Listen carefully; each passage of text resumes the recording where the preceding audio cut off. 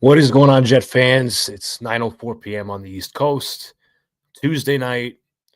Almost, almost a almost about a week till the Jets play the Dolphins on Monday Night Football. Jets currently 0-3 after the loss to the Buccaneers. Jarring reactions, interesting reactions from all parties involved with the fans.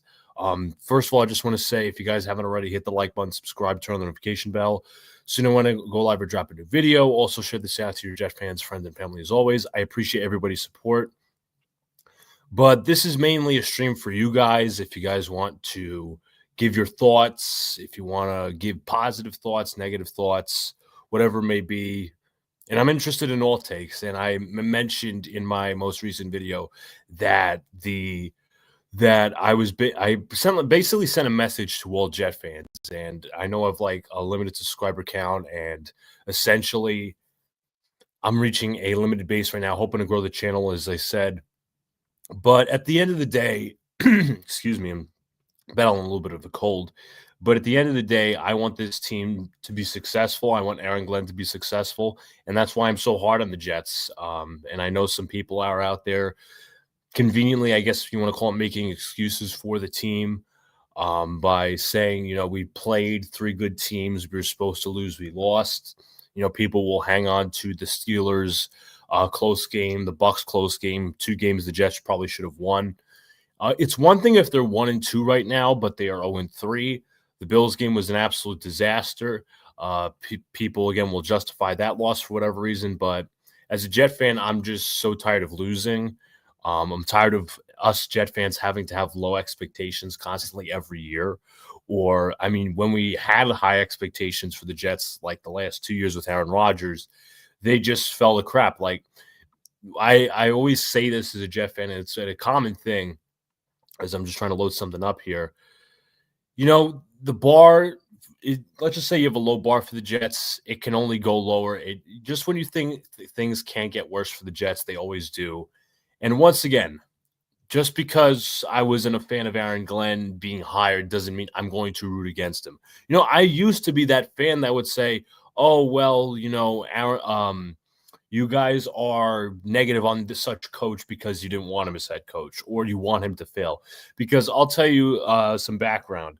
Back in 2019, I was not happy that the Jets hired Adam Gase. And I was one of those fans who saw the light at the end of the tunnel when it came to the stretch run at the end of the 2019 season. And the Jets went 6-2, and people were still saying fire Gase. And I was like, I think I commented, it was under some content creators' video. I was like, you know what? You guys will clearly want this guy to fail because it fits your agenda. But meanwhile, I realized I was wrong. Not just about people wanting him to fail, but also as well that Adam Gase shouldn't have stuck around with the franchise for more than a year. But I used to be that fan. Now I am beaten down by just terrible seasons. I think if this streak continues, I think the Jets 2020, 21, 22, 23, 24, this is going to be the sixth straight season as we see it right now with 10 or more losses. The Jets have not had a winning season since 2015. They have not started, I should say, they haven't been made the playoffs since 2010. It could be going on to 15 years. They haven't had a home playoff game in 22 years. 22 years now, even before I was born. That was obviously January of 2003. But also as well, like the Jets even started 1-1 last year. They started 1-1 the year before that. I think. Yeah, it was 1-1 the year before that. The year before that, 2022, they were 1-1. And it's frustrating because, again, we all want to see this team succeed. We all want this team to be competitive. But at the end of the day, this is not good enough anymore. We have to raise the bar as fans. And I know people are going to say, well, this is a retool year. What do you expect? The team's going to be bad. It's bad. We'll compete next year. It's always next year for Jet fans, or it's always next year for the franchise. It's always next year. It's always, it's like almost like we're 2 years away from being 2 years away. Like, I'm tired of that mentality to Jet fans, and I'm not saying this team has to make the playoffs this year. I'm not expecting them to, but you know what? To put out a decent product, and Aaron Glenn's comments, going at the media, being aggressive, all these different things are going to bite him in the ass if the results don't show, because they're not showing right now. 0-3, and he's talking about the positives, like, oh, the New York media likes to spin the negatives into the positives. But I should say, I'm sorry, the New York media likes to spin the positives into the negatives. Meanwhile, Aaron Glenn is doing the opposite when he was talking about toughness and physicality and accountability, all these different things in mind. And he's supposed to come from this great Parcells and Sean Payton tree of learning. And I'm sorry, he's absolutely shown none of that. Once again, people are going to tell me it's week 3, which is understandable. It is a new regime. You want to give them time. But so far, I haven't liked what I've seen. And also, I haven't liked what I've seen in terms of player evaluation. Just look at some of the offseason. Brandon Stevens, $36 million, trash. Andre Sisco, trash. They took a risk on Justin Fields. So far, that hasn't worked out. We had one good week of Justin Fields, and then he went back to the mean, which was even worse than the mean for him, because the Jets didn't make adjustments. B, it was the first time that the Jets, I should say week 1, no team had film on the Jets or Justin Fields and what he was going to do in a new uniform.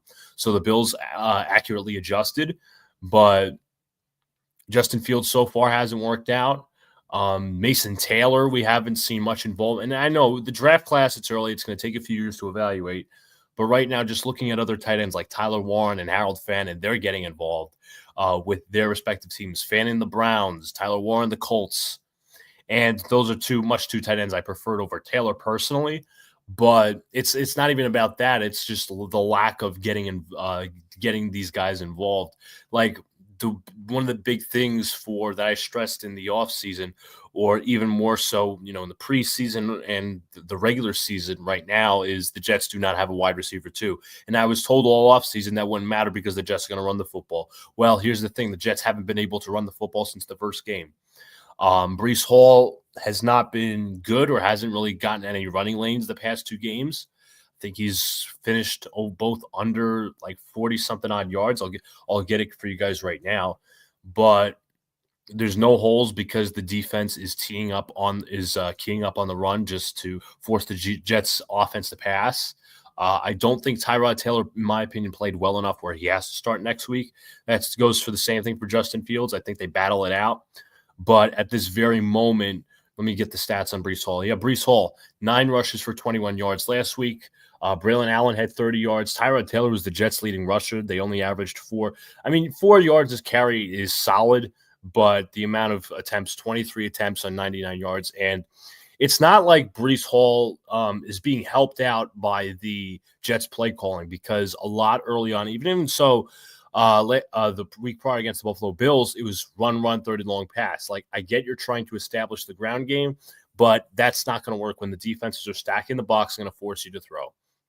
Once again, I don't think and moving the passing game, I don't think Tyrod Taylor was good enough where you could say, oh, he has to definitely start next week, because that first half wasn't that good. It wasn't. In the second half, Jets scored 3 touchdowns in the fourth quarter because the Bucs decided to take the foot off the gas pedal, which was typical of Todd Bowles. They ended up winning, obviously, but going back to the wide receiver 2 talk, the Jets don't have one. Allen Lazard had 2 receptions last week. Yes, he had a touchdown, but he's been rather ineffective. Garrett Wilson, they're trying to feed him the ball a lot. There's some talk in the fan base whether it was his fault on the pick 6 or was it Tyrod Taylor. True, that was you could probably blame both. But Garrett Wilson, could have came for the ball. He could have fought for the ball, but also Tyrod's got to hit him earlier. So that was a thing. Obviously, once again, I'm letting you guys sound off in the comments. Just want to do a little prelude and whatnot. They're also feeding Arian Smith some of these touches. Smith, and it's not like they're feeding Smith in terms of taking shots downfield, because the Jets really don't do that. 2 receptions, 2 yards. That's another draft pick that's looking questionable right now, and I said it before the season. With a Jets' lack of wide receiver 2 help, you can't force Arian Smith into a role he's not ready yet. And right now, he's not ready. Tyler Johnson, he had a big drop, I think, towards the end of the game. 2 receptions, 32 yards. There's no, you can look at the targets and look at the receptions and see how balanced out it is, but I don't think the tight ends are getting as much involved as they should. I think Mason Taylor was the only tight end with a reception, if I'm not mistaken. But the lack of a lot of fans called it out, and some were trying to be silenced, or some were silent saying, "Hey, the Jets going to run the football," which to me doesn't make any sense. And I said, if you're going to run the football, obviously you want to run like max protect, 12 personnel, 22 personnel, use your tight ends to make up for that lack of wide receiver too. But it's a debacle with the Jets once again. Coming off the loss, and I'll say this for the record. I know people are flipping out about Aaron Glenn, or some, I shouldn't say all. More specifically about the the reaction when Will McDonald blocked the kick and returned it for a touchdown. Excuse me. I'll say this. I didn't have much of a problem with that. The one major problem, which I posted on YouTube as a short, and I also posted on Twitter, which for some reason pissed a lot of people off because I was trying to prove a point. The clapping and the little grin after a loss is quite unacceptable. And I know it's going to sound like I'm rehashing my video and all these different things, but if you want to talk about building a tough culture, talk about winning, talk about being proud of a team that us fans should be proud of. Like, are we proud to be 0-3 right now? I know some people are, and I know some people will justify the losing and all that, but me as a fan, I'm not justifying losing. I will call things as I see it. I'm not, once again, I said, I'm not here to chase likes. I'm not here to chase subscribers.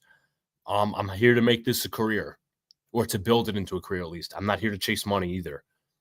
Not here to chase super chats. I will always read you guys' comments, but the outrage, or the rage, should I say, about Aaron Glenn and all that was genuine. But we do have some comments. What's up to Dano Voice? Says, loving the show, brother. Thank you. Eagle Fang, what's up? I know I know you were promoting some of my stuff. I much appreciate it. But I'm just kind of going over my thoughts on the Jets. You guys could spray them down below, whoever's here, whether positive or negative. I know how Dan and Eagle Fang feel about the Jets going this far, but I'll say this for the record as well. I'm not calling any specific content creator out, but don't you guys feel, and Dan also, let me just say this, Dan does a great job with Afterburners. Hit his link in the link description, should I say, because I do have his Twitter account. I do have Jets Afterburners YouTube in the description, so please check that out if you will. But it seemed, especially the last two regimes, with the Glenn Muggi regime and the Salah Douglas regime, it almost seems like content creators go through a cycle where I'll put it to you this way. And again, I'm not calling anyone specifically out. It's just a trend I've seen, and that's something I'm noticing, where we anoint people way too early after they're hired, whether it's Joe Douglas or Robert Saleh. Oh, this person's great, this, that, and the third. Off season, I'm not going to say they anointed the off season, but people like the idea of Justin Fields. I liked it as well. I'm not going to sit here and waffle, but the way he's played right now is the old Justin Fields, and why he's been on 3 teams in the last 5 years of his career. But then you go into the draft. People say it's the greatest draft of all time. There's people that obviously say it's the worst draft of all time. You go through the offseason. There's all these hype videos, expectations, all these different things. You get to the season. The Jets start out like crap. You're being called a negative asshole, a negative fan, because you're not sitting here and justifying losing. And people are coming out here to say, oh, give Aaron Glenn time, give so-and-so time. But this is the same stuff. And this is why the fans are so-called negative, is these fans are tired of losing. They've seen these signs before. And I'm not saying I want Aaron Glenn to fail. I'm not saying we should fire Aaron Glenn. But it just seems that we go through this cycle every few years, every year. And to continue with the cycle that it really should be a graphic about this, honestly. And it's not just content creators. Some content creators, there's Jet fans as well. But they tout progress at the beginning of the season. They get a little worried, I'd say, midseason, and then the end of the season, the Jets end up winning some meaningless games towards the end, and they're like, oh, well, so-and-so really improved this year. And then you go into year 2, it's more of the same. I mean, you could point the same stuff with Robert Saleh. Like, I'm not going to call myself an innovator or anything like that, but I was calling Robert Saleh out like way before any content creator was, or I was calling for his head before anybody was. Now, I'm sure there's people that wanted him fired year 1, but year 2, after the 6-game collapse, I basically said there's no reason this guy should be back here. There's no reason that I shouldn't say there's no reason. There's no way he survives this type of collapse. Obviously, the Jets would bring on Aaron Rodgers. He would get hurt, but you saw more of the same incompetence from Saleh. That year in 2023, 2024, it was just an epic collapse where I didn't expect anything from the Jets, if I'm being completely honest. But it's just a cycle. And I'm not saying you guys have to follow the cycle or don't have to follow the cycle, but it's just a pattern that I'm seeing. Let me see if I can get any more comments. What's up, Armand? Hope all is well. I'm so glad. You being a young fan has the passion to win, as I do been since 1990. And these Jet shills make excuses, much like the Jets losing games of belittle you for wanting to win. Yeah. Robert Saleh was a bit better defensive coach than Aaron Glenn. No, he absolutely was. Robert Saleh was a better defensive coordinator with the San Francisco 49ers. You could argue he did more with less. The last year, he was the defensive coordinator in 2020. Remember all those injuries that they had? What was it? Nick Bosa going down, Solomon Thomas going down, all these different guys going down. It was some of them was actually the Jet game. If you guys remember the Week 2 game where the Niners just blew out the Jets, but the turf was the main story. But Aaron Glenn, let's call it what it is, was never a great defensive coordinator. And the whole thing with Aaron Glenn, and I'd say the reason he got hired, a lot of the so-called negative Jet fans point this out, is like, if Aaron Glenn never played for the Jets or played for the Giants, or if this person's name was Jason Sehorn, or I don't know, let me think, if it was Champ Bailey or any like player that never played for the Jets, would fans want this guy hired? And the constant thing that I get all the time, or at least we saw the little, like the fans who are trying to hype this up, is that they were saying, well, he learned from Parcells, he learned from Sean Payton. He played for the Jets, and this is the best. He played for the Jets when it was rough. Yes, I think he was drafted in like 94, if I'm not mistaken. And obviously he saw the, I think he was actually the corner that was scored on with the fake spike. I could be wrong on that. But you had 95 and 96 with Rich Kotite, the two of the worst years with the Jets. Then he saw the turn. That's the fan excuse. He saw the turnaround with Bill Parcells, and a lot of the fans think that he could do more of the same. So I personally don't want to hear that, because nothing that he's shown in the first 3 weeks of the regular season is indicative of that. And once I said, I could always be wrong on Aaron Glenn. Aaron Glenn can completely turn around this franchise in a matter of year, where this team starts 0-3 or 1-4, and they somehow like make the playoffs, or they go on this really good run. And I'm not, again, for the most part, jury's still out on Aaron Glenn, but I'm just not going to go through the cycle where I'm going to hype up the team and then just I'm going to be real. I'm just going to be real. Let's see. Yeah. Saleh was a better defensive coach. Again, Aaron Glenn, look at last year. And the biggest thing was with Jet fans too was, people would bring up with Aaron Glenn, look at his defensive side of the ball. And fans would respond, okay, well, we're not trying to bring him for the defensive side of the ball. We're trying to bring him to be a leader. Well, I don't think he's been a leader this far. I don't think talking tough to the New York media is being a leader without the results. Aaron Glenn, the biggest indictment on him was most notably last year when he got his ass beat by the Buffalo Bills. Josh Allen dropped 40 on him. You had Jaden Daniels doing the same thing. And then you had fans making excuses. Oh, well, Hutchinson was hurt. So-and-so was hurt. That guy was hurt. That guy was hurt. And we always make these excuses when teams do more with less. And it's just like, it's so bad because, us Jet fans, we've been so prone to the losing for the past 15 years, where I feel is almost and this is a part of I shouldn't say the hate mail that I was getting on Twitter or the slander, that those would be incorrect terms, but more so the just the nasty replies I was getting. And I think Jets losing and the standard for how, our version of good football, and the negative fans have the higher standard of good football as opposed to the more optimistic fans, just my personal opinion. But just the Jets losing of the last 15 years and the incompetence and all that, I'm not going to say it's dumbed down fans in terms of their expectation for wins or winning overall, but it's like any little bit of success, like last week against the Buccaneers, the Steeler game, where people were drawing moral victories out of a loss. That's the low bar we have. We don't have this. I shouldn't say we. It should be some fans. Will point out the silver linings, even in a loss. Like, I'm not going to lie to you. I was semi-optimistic after the Steelers game. Not so much on the defensive side of the ball, but the offensive side of the ball. I was like, okay, we might have a guy in Engstrand. Justin Fields looked really good. I think this is sustainable. What happened the next week? Engstrand lays an egg. Justin Fields lays a major egg, goes back to the Justin Fields that bounced around with three teams in 5 years. It was more of the same from Justin Fields. But once again, I'm not following that cycle, and I'm tired of the moral victories because my standard for hire is just winning. I'm sorry. I'm like, you know what? I shouldn't even say I'm sorry. I'm not sorry. I'm not sorry for calling out Aaron Glenn. I'm not sorry for calling out the Jets who they are. Let's see. Dude, this one ex-Jet YouTuber said it's only 3 games. Don't expect turnaround so fast.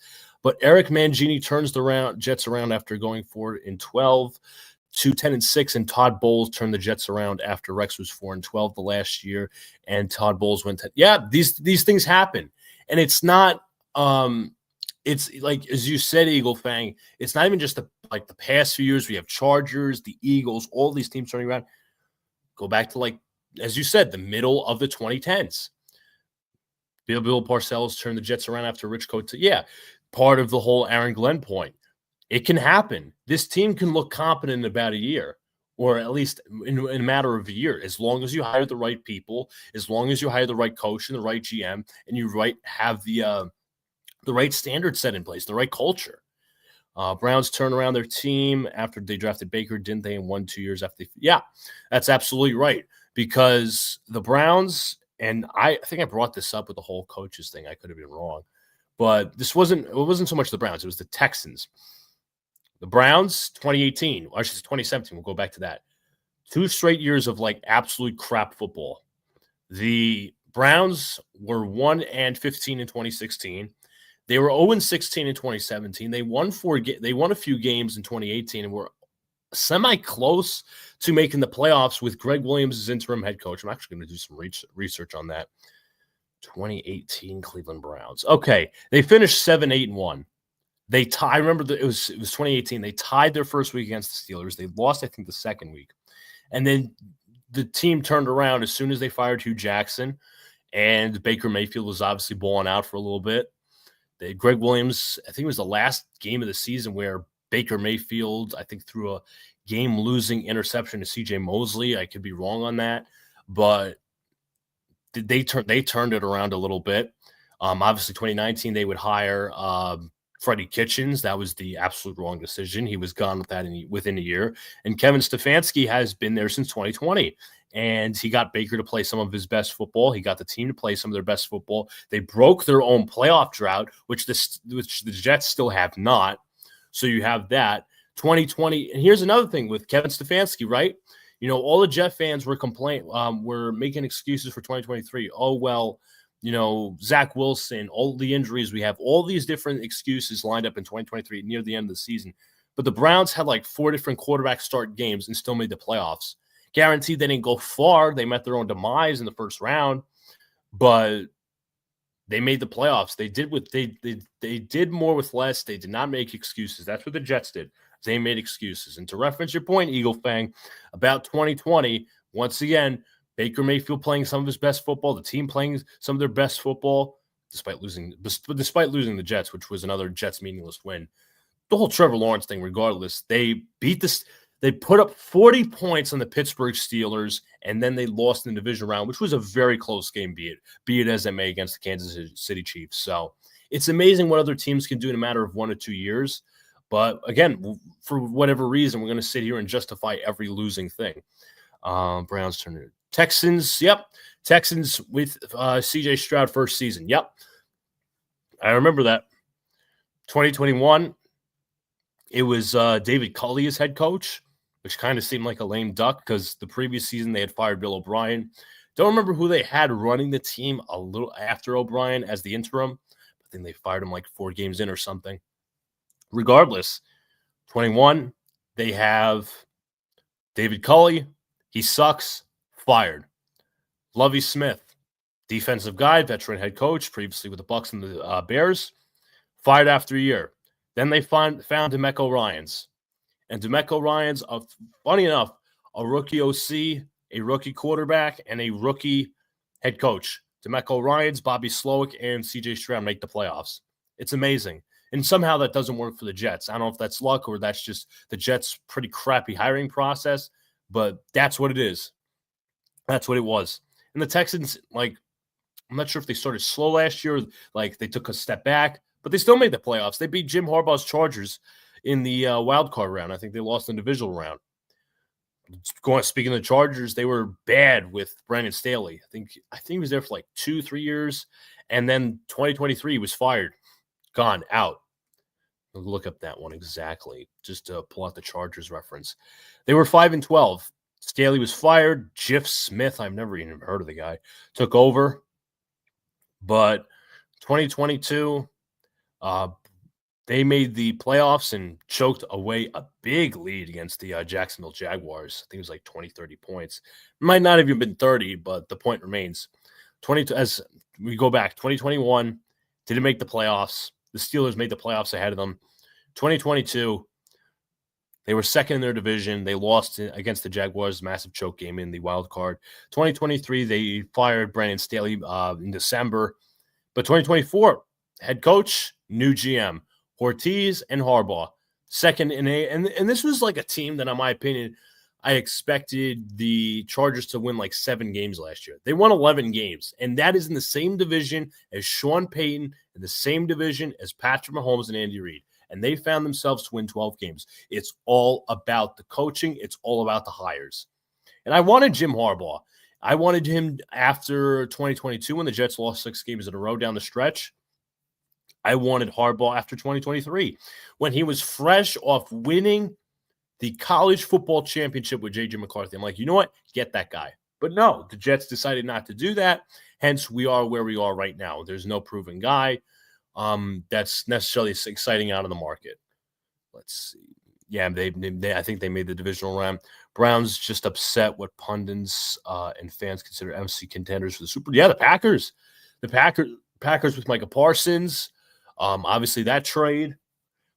Browns have a legit top-notch defense. What top-notch offense what top-notch unit do the Jets have right now?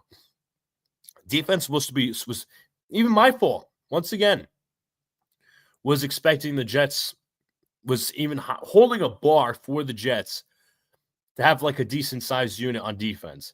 Because, to be fair, I didn't say they were going to be like top 10. I said top 15. I was like, okay, they did lose some talent. You know, the defensive line depth, is not there.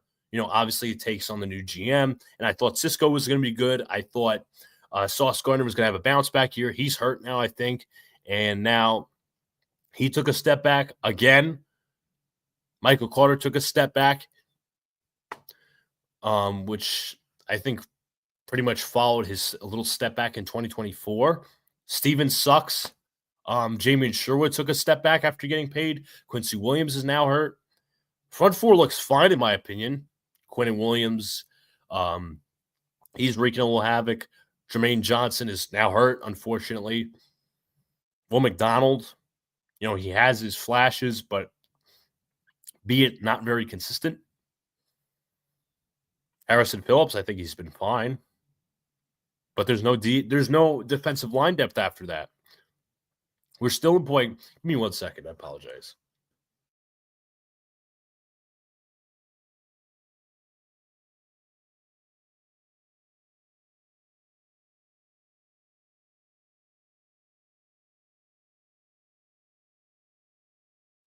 Sorry about that, folks. I'm just battling a little cold. But once again, defense. Michael Clemens, we're still employing him. And he still gets to wreak havoc on his personal fouls. Cost the team every week. Brady McGregor, I think, shows flashes, but it's not enough to be the second defensive end. I think Tuafeli's still out with an illness, which is weird because he's been out 2 weeks now. And we have Tyler Barron, who is a defensive end, drafted, in the 5th round, if I'm not mistaken? And he's basically unplayable. That dude gets washed in every single play. It's amazing. Let me check it out. 5th round, 176th overall.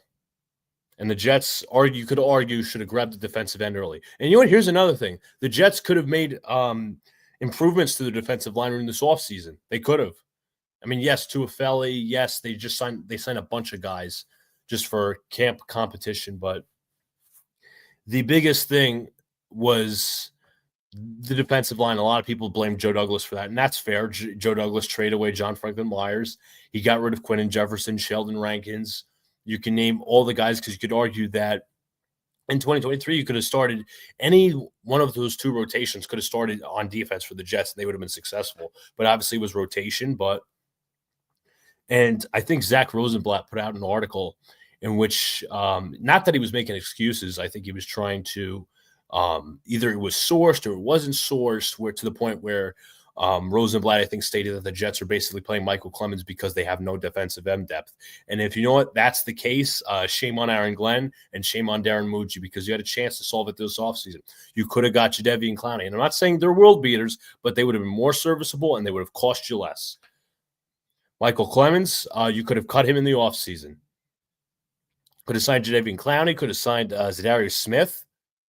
And I'm not saying this is not revisionist history. I was for the Jets cutting, wanting the Jets to cut Michael Clemens and Xavier Gibson in the offseason, because not that it was saved a ton of money, but you make a point. But once again, it could be arrogance on Aaron Glenn's part. Let's see. The Jets had their golden chances on Harbaugh and Sean Payton. I can understand why both hate their Jets guts. You know what's funny, Eagle Fang? I remember back in 23, because it was the whole Nathaniel Hackett, Sean Payton controversy. And Jets fans were like, woohoo, after beating the Broncos, despite Zach Wilson playing absolute crap. And they were clowning Sean Payton, all these different things. Well, who still has a job now? Is that Sean Payton or Nathaniel Hackett? Let me see where Hackett is right now. I'm pretty sure he's still with Green Bay. Yeah, he's a defensive analyst. He's not an offensive coordinator. He's a defensive analyst. Amazing. And 2024, he sucked with Rodgers. The Jets had to drop him from play calling. It was Todd Downing, I think, the rest of the way. But it was so funny when Jets fans once again took Hackett's side. It was weird. And then Sean Payton's the breadwinner, and he's like, who's laughing now? He didn't say that to the Jet fans, but essentially that was the same reaction. Jim Harbaugh, I don't know specifically if he hates the Jets, but he's in a division with a lot of good head coaches, and he chose that over again. He didn't reach out to the Jets. The Jets didn't reach out to him. They had their golden opportunities, dude. They had 2 opportunities. You could have hired Harbaugh how many years ago? Jets didn't want to do that because they don't want to pay for a. He did not want to. Jets do not want to pay for a proven guy. The one guy they did was Adam Gase, and he was horrible. He had so many red flags it wasn't even funny. But the Peyton Manning call did it in. They just traded for a guy that tracks a ton of. Yeah, I saw that Eagle Fang. I didn't even mention it in my short, but I just saw under comments for, I think it was Zach Rosenblatt's tweet. Three penalties, not 1, not 2, but 3 in week 1. And this guy's apparently he's a good run defender, but he is terrible against the pass and he cannot cover. So it's like you just multiplied Brandon Stevens by 2. You added another Brandon Stevens. And yes, this is a guy, obviously he was drafted last year. Late end, I think it was end of the 6th round or something. Let me look up Jarvis Brownlee. What's funny, I was actually at the Senior Bowl last year with my brother's channel and credentialed with that. And Brownlee actually picked off Sam Hartman at the Senior Bowl. He did. He was, Hartman, 5th round, 146th out of Louisville and Florida State. So the Jets decided to, they could have kept Jarek Bernard-Converse. That's not revisionist. I said they should have kept him, and I thought it was weird at the time that they dropped him. But I would have rather seen him play instead of just trading for some late 5th round pick who has his own issues in terms of the way he plays. Obviously, he's 24 years old. He still has a lot to grow, but the secondary sucks. I'll just say it outright. The secondary sucks. Corners suck. Safeties suck. Let's see. Jets have the worst corners and the worst linebacker core in football currently. And yeah, you're absolutely right, Eagle Fang. The defense has been a massive disappointment, and you expected a guy like Wilkes, or I should say, fans, including myself, expected a guy like Wilkes to take over the unit and say, you know what, this defense is going to be better. Because right now they are very comparable to the Jeff Ulbrich unit, the unit that Jeff Ulbrich led last year after Saleh was fired. You could argue it's worse. You could argue it's worse, or just as bad. It's so comparable. And I mentioned this, when people come at me and say, well, the Bills game was a loss, Super Bowl team, whatever. And I said to them, quote, or verbatim, I said, similar amount of talent with Saleh and Ulbrich. There was no major drop off in the defense, but yet they competed with the Bills last year. Jeff Ulbrich's first game, 2023, multiple interceptions from Jordan Whitehead. The Jets won the game. The Jets won the game the year prior with Zach Wilson and the defense leading the way in the rushing game. But we're going to sit here and make excuses, which is laughable. But let's see. Yeah, Muji's not impressed me. He's not. I'm not saying fire him outright, but he's not impressed me. We can't just sit here be giving him nicknames and he's managing the team like complete shit. His talent evaluation sucks. That's what it is. Out of what we can grade him for, it sucks. But thank you, Kuwait. Much appreciated. I'll get your comment in a sec. But his talent evaluation sucks. I thought as the right time, this was a really good value pick. I'm going to go back to that draft class, actually. 2025 New York Jets. Let's see. Membu, I actually prefer Tyler Warren, but I didn't mind Membu. He's been fine. Mason Taylor, you could argue he's been underutilized as a right Thomas. I thought that was a great value pick. I was stunned that the Jets went with corner, but honestly, it's better they did because Brandon Stevens is absolute trash, and Sauce Gardner is now hurt. Aaron Smith in the fourth round was a major reach. Smith had a lot of drop problems and had a lot of work to be done in his development, which made him more of a 6th-round pick. But at the end of the day, that's another talent evaluation. And I'm not saying the kid isn't talented. The Jets are misusing him, and they're making him. I think he played a lot of the reps, or I should say, all the reps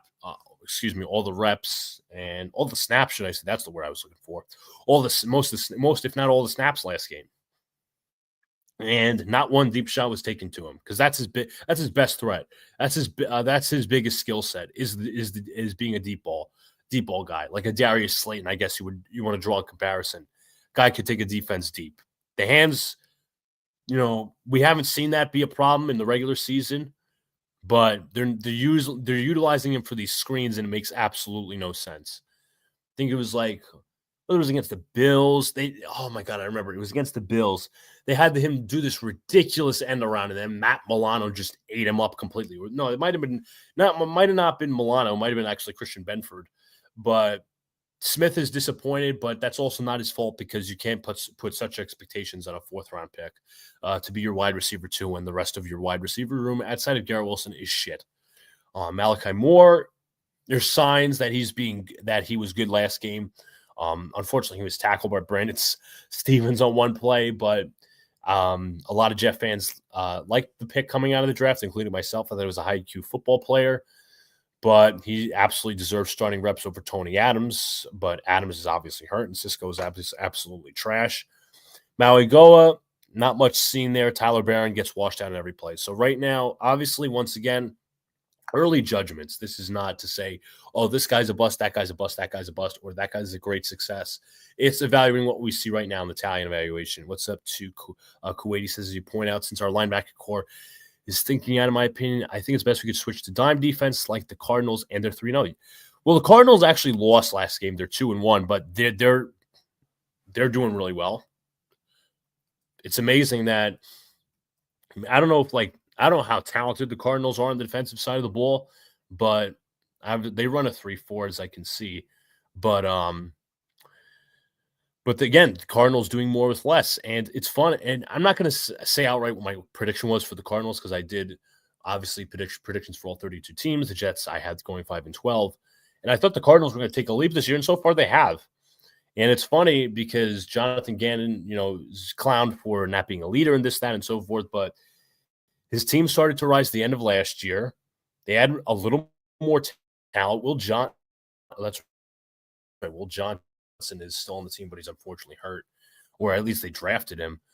But they're making do, man. They're making do. 2-1. What was it? Let me look up who they played. I know they beat the crap out of the Panthers, who were supposed to make a big leap, and the Panthers just beat the crap out of the Falcons. I'm just going to try to close some tabs here. Oh boy, I hate our LEDs because it's so slow, so slow. And it slows down your pages. Let's see, Arizona Cardinals. They beat the Panthers. No, they didn't beat the crap out of the Panthers. They started beating the crap out of the Panthers. The Panthers try to come back. They beat the Saints. Guaranteed they're not a good team. They play the. They actually have an early bye. They play the. No. They actually play this Thursday. They play this Thursday against the Seahawks. That's going to be a big test game for them because the Seahawks are playing some really good football with Sam Darnold. But once again, it's another team on the rise. Dime packages, but we have to rely on Steve Wilks to adjust in terms of those dime packages and what the Jets can do. And the Jets, you could argue, over-blitzed last game, especially in crunch time, with that final drive. Just like Wilks, it was so unoriginal. Sending a blitz every play. Baker was like, whoop, after Sterling Shepard, 20 yards. And the Bucks, with 3 offensive linemen down, yes, they had a lot of holding penalties, were picking up the blitz. The Jets, with all their offensive linemen, weren't picking up the blitz. That's a problem. Let's see. More comments. It's all good, Kuwait. All good. I just wanted to point that out. Offensive Jets rankings, total yards 26th, passing 31st, rushing 10th, and points per game 16th. I would argue that the 10th in rushing yards was a giant skew because of the week 1 performance against the Pittsburgh Steelers, where the Steelers gave up 230-something odd yards, and the Jets still lost. So, and I know you're just listening to Stats Eagle Fang, but that's what it is. It's the week 1 performance, because the week 2 performance, if you notice, the Jets didn't do shit in the running game. I was pointing out earlier that the Jets had, I don't know how many yards on the ground in week 3 against the Bucks, but let's go back to the Bills game. And that was not a good rushing game for the Jets either. And obviously Fields got hurt. They had 100 total rushing yards. Fields was 5 for 49 with 9 yards per carry. Breece Hall, 10 carries for 29 yards, 2.9 yards per carry. Tyrod Taylor had 3 rushes and 21 yards. It was in garbage time. Braylon Allen, 2 rushes, 11 yards. And here's another thing. And speaking of Braylon Allen, why is he on kick returns? Why? He's your second running back. His skill set is a bruising running back. Guaranteed. Fans will debate whether he's a running back 1 or running back 2 or rotational guy. Why was he returning kicks last week? Why? It made absolutely no sense. I don't know if Isaiah Davis is hurt or not. I don't think he is. And what wasn't it Isaiah? I could be wrong. I could be so wrong. I'm going to look that up. Who ran the play on 4th down, and Isaiah, I'm trying to remember who lost the yardage. It wasn't Davis. Maybe Isaiah Davis. I think Isaiah Davis might be hurt. I could be wrong. But it doesn't make any sense the way they're using Braylon Allen as a kick returner. It's never been a skill set as a true speedster or a kick returner. But that made absolutely no sense. Hit the like button. What's worse is that this draft class does not have that dude franchise quarterback. This 26th draft is quite disappointing. Yeah, you know what? I see a lot of people talking about that. I see, once again, that we're headed towards a draft class where this is going to be maybe a lot of quarterbacks, but you're never going to determine who's the head honcho, the number 1 guy, the consensus. And when was the last time you could say there was a consensus number 1 quarterback? Was that 2023? When was that CJ Stroud, Bryce Young, and Anthony Richardson? Richardson obviously is now a backup to Daniel Jones. Let me look up the 2024. Was that the consensus? The last quarterback draft to have a consensus? Caleb Williams, who obviously had a good week last week against the Bears. I mean, that's the last consensus, I guess you would call it, consensus quarterback 1. Obviously, a Jaden Daniels, Drake May, Michael Penix, J.J. McCarthy, and Bo Nix, 6 quarterbacks drafted in the first round, which tied the record from 1983. If you guys also remember, that's the draft where the Jets drafted Ken O'Brien over Dan Marino. O'Brien was good for the Jets, but not quite as good as Marino. But it's bad, and you to evaluate talent, this regime, obviously, in my opinion, whatever happens, they're going to stick around for another year, and I can't lie to you guys, I'm kind of worried that this regime is going to get their hands on a quarterback and screw them up. And yes, I know it's only 3 games, but we're going through the same hamster wheel of having a defensive-minded rookie head coach, a rookie offensive coordinator, and a potential rookie quarterback next year. There's no proven system where to say, okay, you know what? This guy can develop a quarterback. None of these guys have developed a quarterback ever. What's the name of the Jets quarterbacks coach? And he was a running backs coach, this dude, previously. He was also quarterback coach with Will Levis, which doesn't really say, there we go, Charles London. Let's see. Let's look at his record. 21-22. Quarterbacks coach, 1 year with Matt Ryan. The next year was Desmond Ritter. Like, are we really going to say was that Matt Ryan in 2021? Yeah, it was. It was Matt Ryan. It was Desmond Ritter. Then 2023, he's with Will Levis as the pass game coordinator and quarterback coach. 2024 is with Geno Smith and the why did I say Philadelphia Eagles? Seattle Seahawks. Geno, under a regression, goes to Vegas. Now he's with Pete Carroll, his old friend. Now he's a quarterbacks coach again, despite having no record of developing a quarterback, even a half-decent quarterback. And this guy was once a running back coach with Penn State from 2012 to 2013, running back coach with the Texans from 2014 to 2017, and 2018-20. You could argue he's a better running back coach than he is a quarterbacks coach, because pretty sure 2018 was like, excuse me, the year with like Jordan Howard and Tariq Cohen, Khalil Herbert. I don't know if it was Khalil Herbert. Another running back, I think, was developed by the Bears by then. 2014 and 2017 was like Lamar Miller, Alfred Blue, those guys. But this guy has no clue how to develop a quarterback based on his past record, which is alarming. Let's see if I can. I'm going to read these comments too.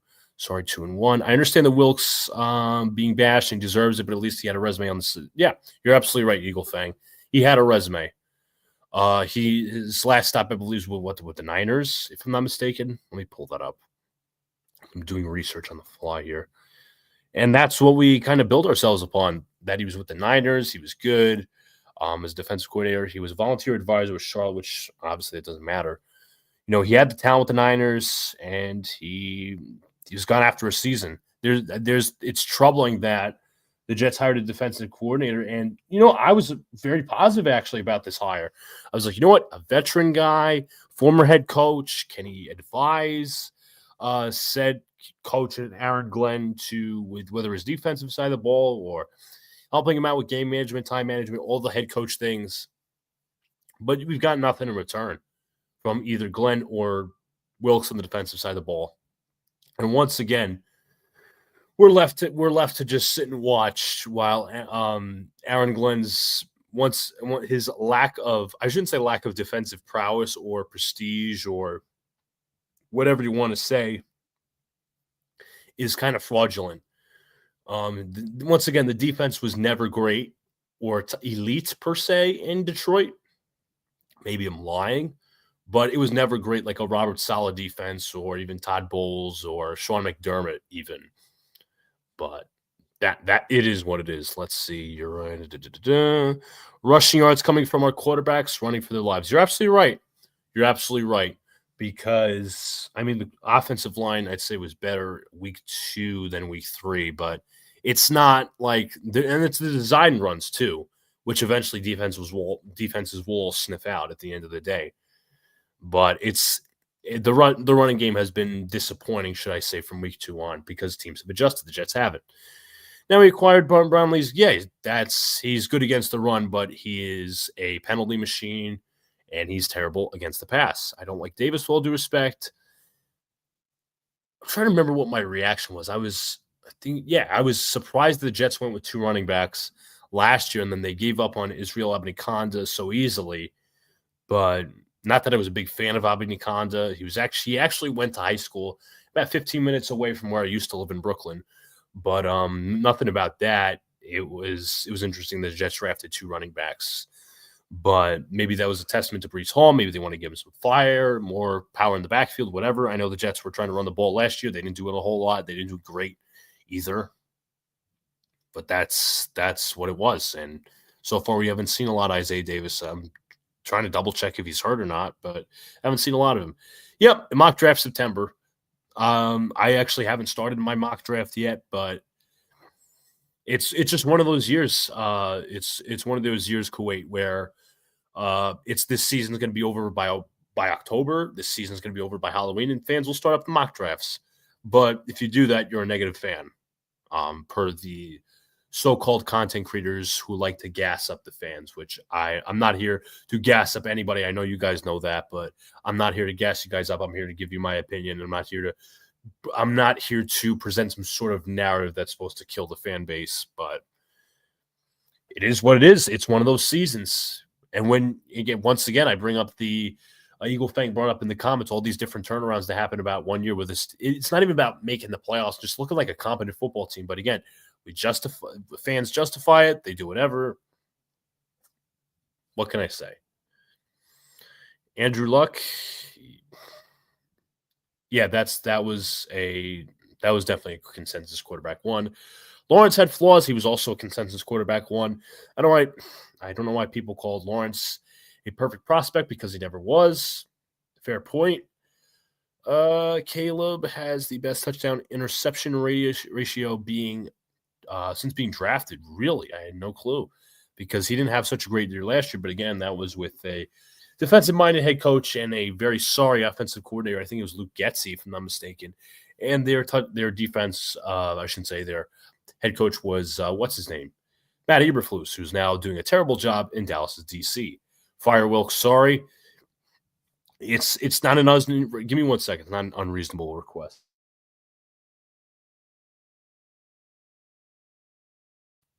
Once again, folks, I'm battling a little bit of cold, so if you saw me blowing my nose, I apologize. I just want to mute it. But yeah, the Wilkes firing is not a surprise. There's a reason that this dude has been one and done his entire career as defensive coordinator, or at least most of the time. Like, let's go back to it. Defensive coordinator with the Panthers, 2017, hired by the Cardinals, 2018 to be the head coach. 2019 goes to the Cleveland Browns, defensive coordinator. 2021 with the College of Missouri, defensive coordinator, 1 year. 2022, secondary coach, 1 year. Takes over as the Panthers head coach in 2022. 2023 obviously would be the year where Wilkes was passed up for Frank Reich, and Reich is now coaching, I believe, Stanford, if I'm not mistaken. 2023, defensive coordinator for the Niners, 1 year and out. Amazing. Absolutely amazing. And I thought he was going to be good. Can't lie to you. Not going to sit here and gaslight you and say, I didn't think this guy was going to be good. I thought he was going to be good. But once again, I was wrong. Let's see more comments. I swear to God, if Tua gets hurt and Zach Wilson, that would be something. Because let's go back to it, right? Darnold played well against the Jets last year. I wouldn't even say he played well against the Jets in 2021 when the Jets faced off against the Panthers to start that season. That was Robert Saleh's first season as head coach. I don't think he even played that well. A lot of those touches were to Christian McCaffrey. 24 plays against the Jets. I'd say he played better than Aaron Rodgers. Then you had Geno Smith dicing up the Jets defense late in 2022. Where was the winner get eliminated from the playoffs type of game for the Jets, second to last week of the season. I was actually at a diner in New Jersey watching that game with a friend of mine at the time. But he diced up the Jets with Pete Carroll, coincidentally. It was like the ex-Jets revenge game. Geno Smith also had a very good game against the Jets last year as a member of the Seattle Seahawks. That was a back-and-forth game. The Jets ended up losing because their defense was trash. But if Zach Wilson just comes in and balls out, I would not be shocked one bit, but I would be so heavily disappointed. But it would show that the Jets, again, obviously have not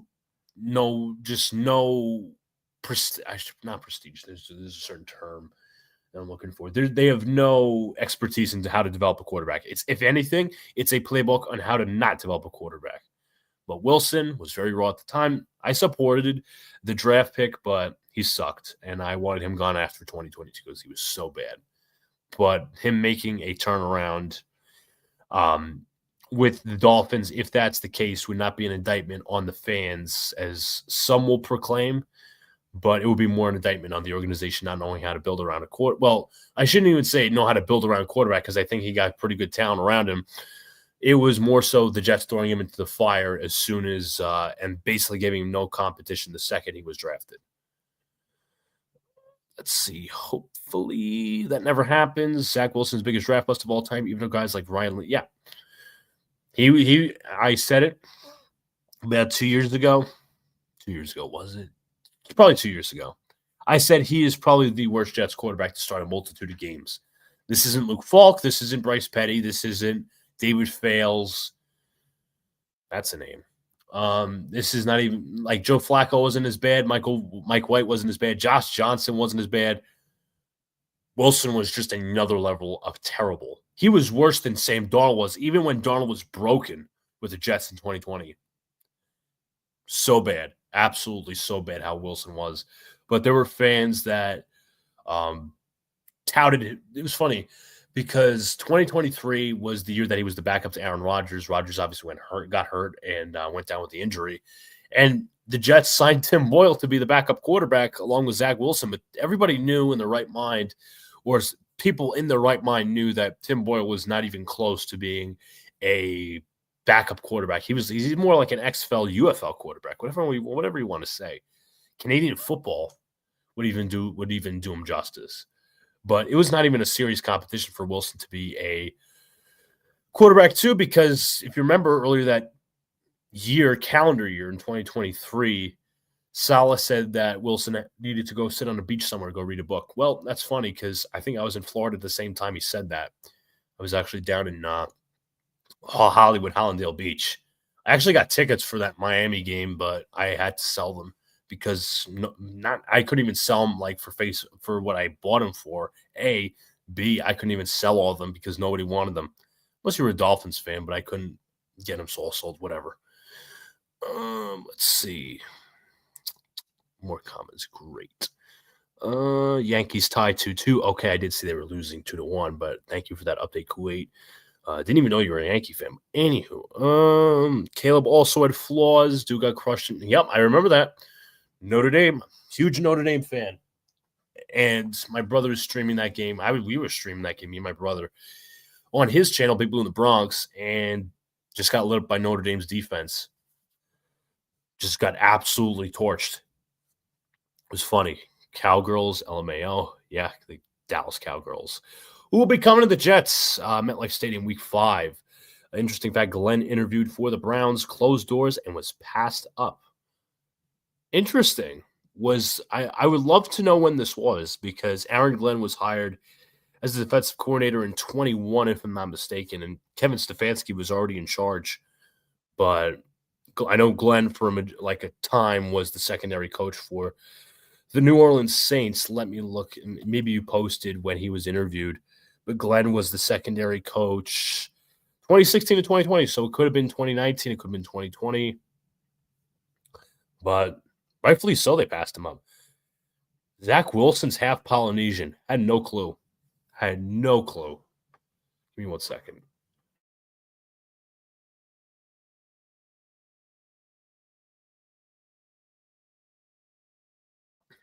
Once again, folks, I'm back.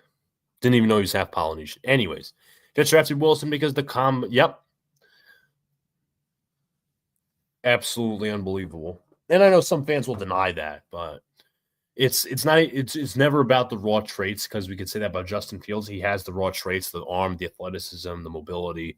It's all about between the ears. Can you read a defense? Can you go through your first, second, third reads? How can you process? Can you make protections to the line, call out protections, see what the defense is doing? Can you call out a blitz? Wilson wasn't able to do that. Neither has been Justin Fields. What's funny is I think Wilson and Aaron Rodgers both have. I saw that too. Somebody posted that somewhere and I just laughed. I just laughed. I think Rodgers had 5 wins as Jets. Excuse me, Jets. Jets quarterback, amazing, absolutely amazing. Yankees won, nice. What's let's see. Just now they're one behind the Blue Jays, so that division race is tightening up.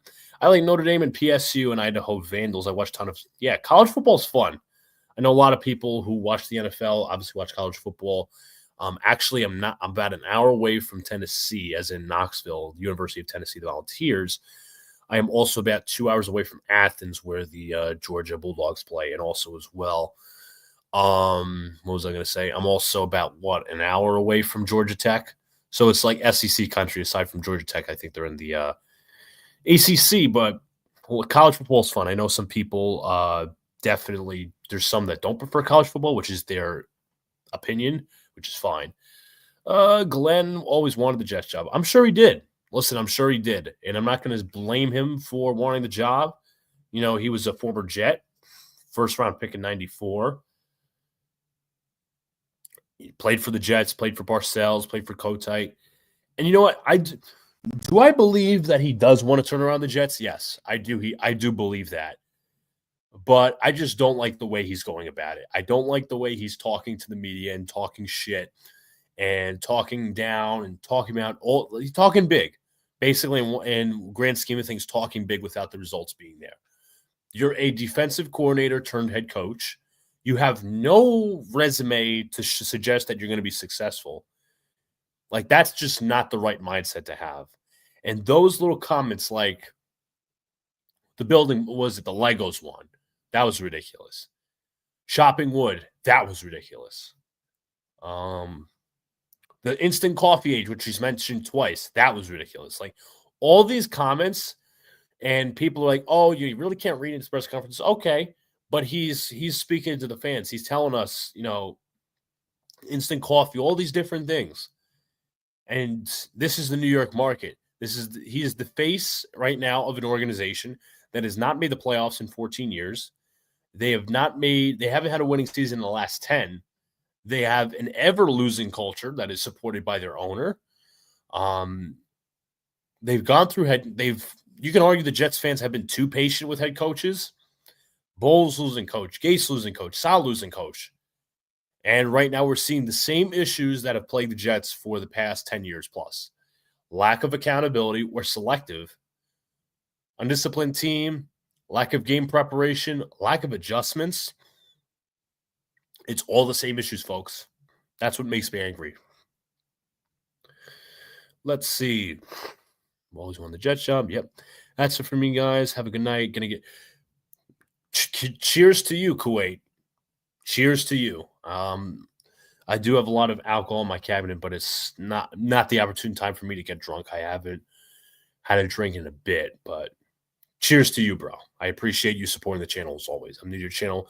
When will you come out with your prediction scores for the game? I looked up tickets to this game. They are selling dirt cheap. I don't know if I should go. Yeah, on the other side of Florida.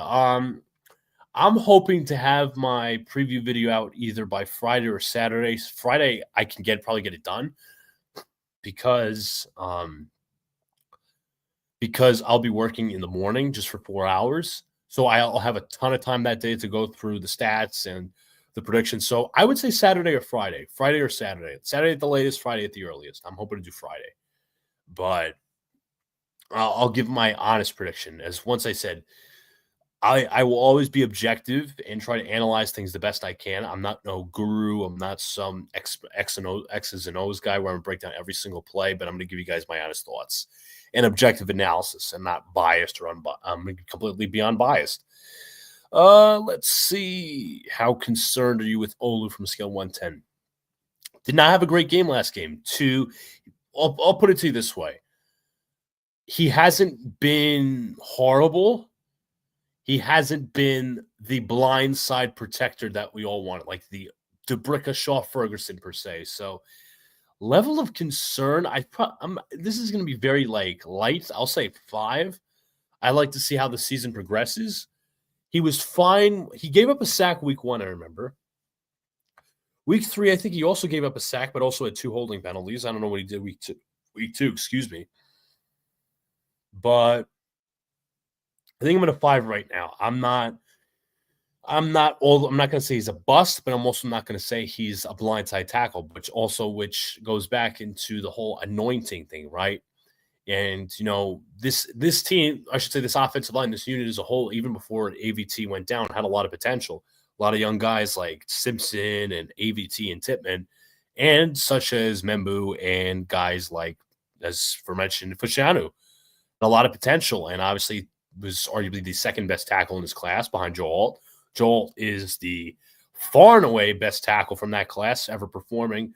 He was the best tackle in that class before and after, and he's the blindside guy for the Chargers, and they are not regretting it one bit. That's the cornerstone.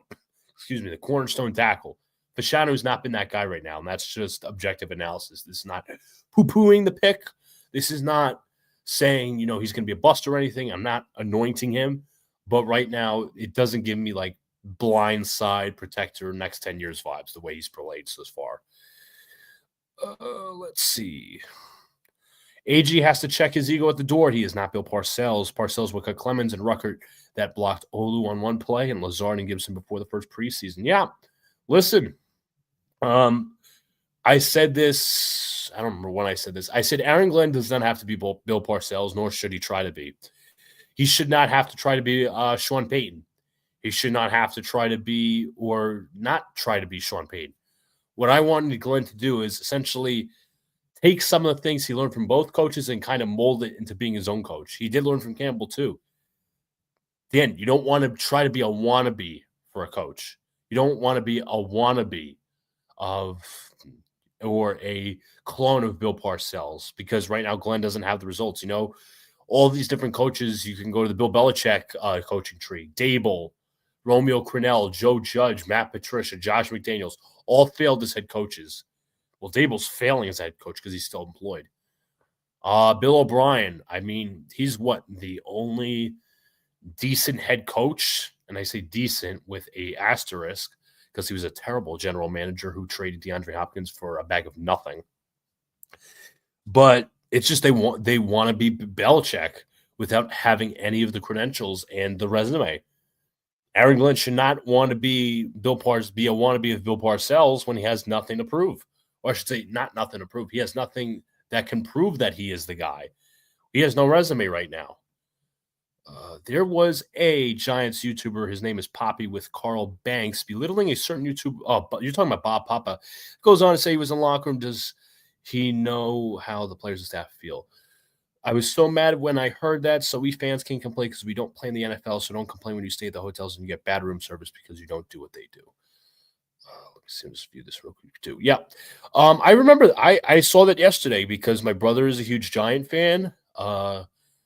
I have friends that are Giant fans, and I've actually met that YouTuber who was so-called being called out. His name is Bobby Skinner. He used to run Talking Giants. Now he runs the Giants Nation show. He rebranded.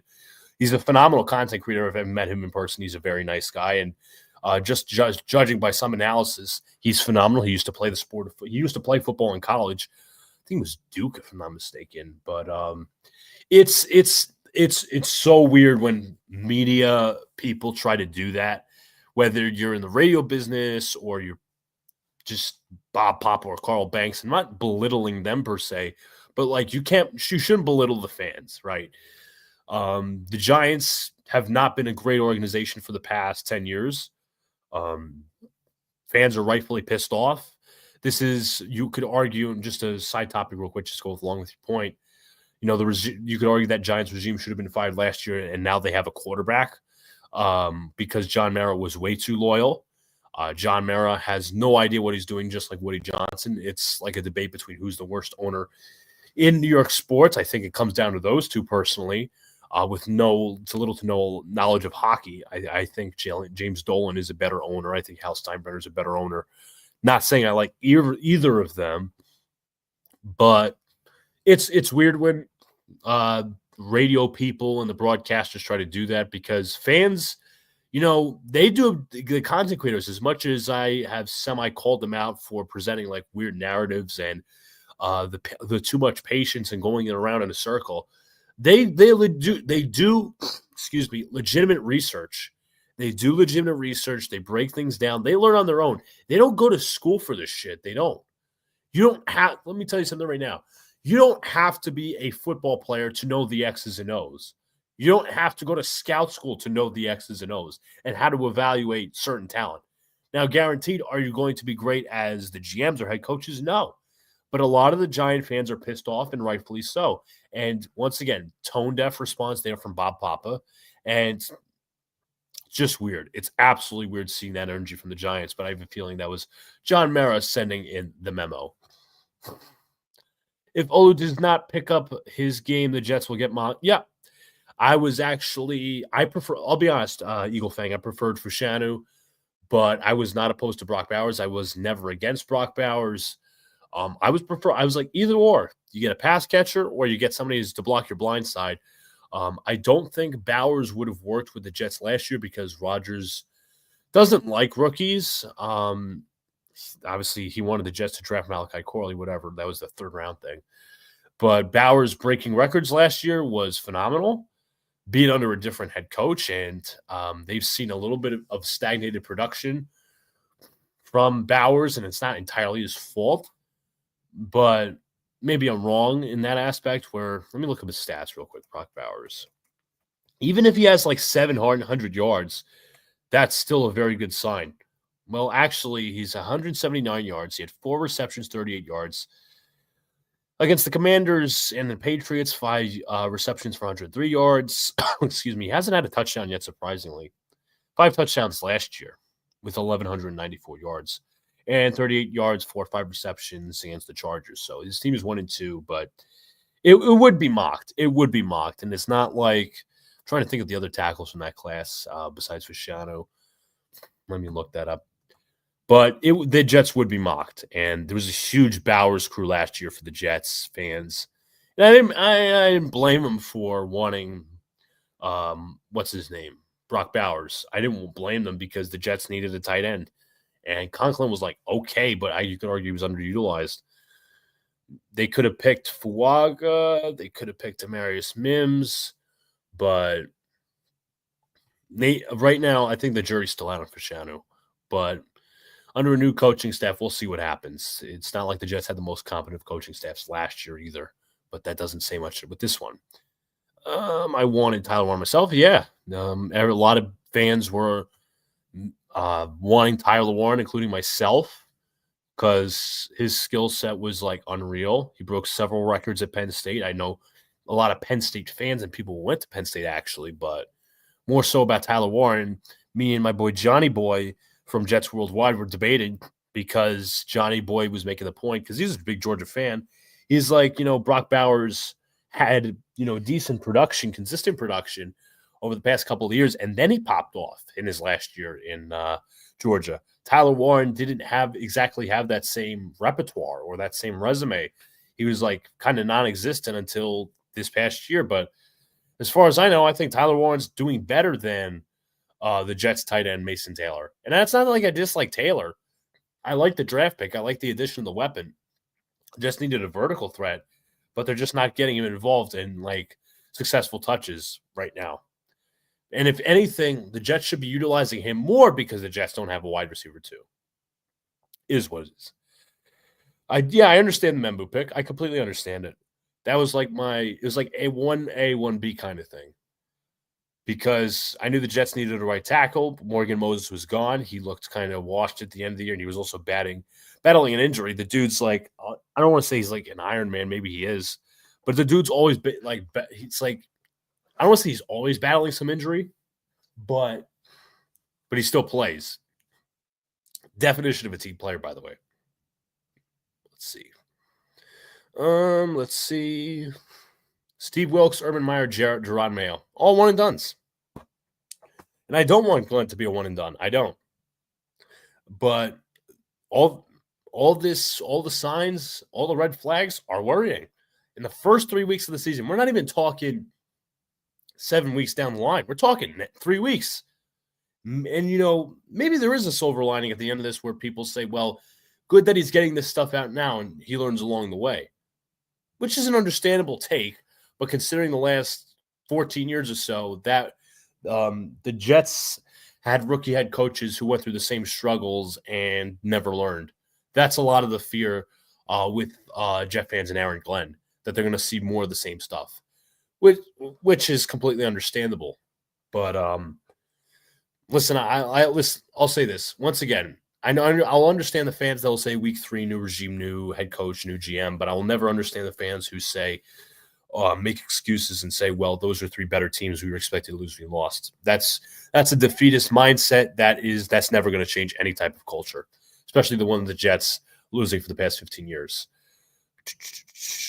Well, one and done's. The last good drafting guy we had in the FP was Eric Mangini, and Rex destroyed that. And yep, absolutely right. Absolutely right. Look at the cornerstones: Darrelle Revis, Jericho Kocher. I don't know. Kocher might have not been there. I think he was in 2005. David Harris, Darrelle Revis, Nick Mangold, Dustin Keller, DeBrickashaw Ferguson. Even like some solid role players like Drew Coleman, Dwight Lowry.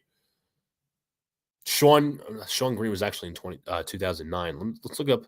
Let's go back to that. Let's live in the past for about like a few seconds here. Let's go with 2006. Eric Smith, role player. Leon Washington, one of the greatest kick returners of all time in more recent history. I'm not saying he's Devin Hester, but one of the best kick returners the Jets have had, especially in recent memory. Kellen Clemens, I guess, a solid backup. Brad Smith, who could forget him?